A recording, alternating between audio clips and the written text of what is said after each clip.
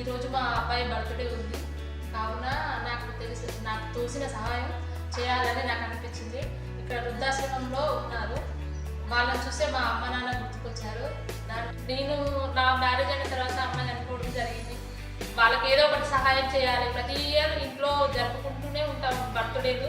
ఈ ఇయర్ ఇక్కడ వచ్చాను కాబట్టి ఇక్కడ చేయాలని అనుకున్నాను. నాకు తోసిన సహాయం చేశాను. ఉన్నవాడైనా లేనివాడైనా చివరికి మట్టికే పరిమితం. కావున ఉన్నంత కాలం ఏదో లేదని ఆరాట పడుతున్నట్టు కంటే మనకు ఉన్న దాంట్లో తృప్తిగా జీవించడం ఉత్తమం.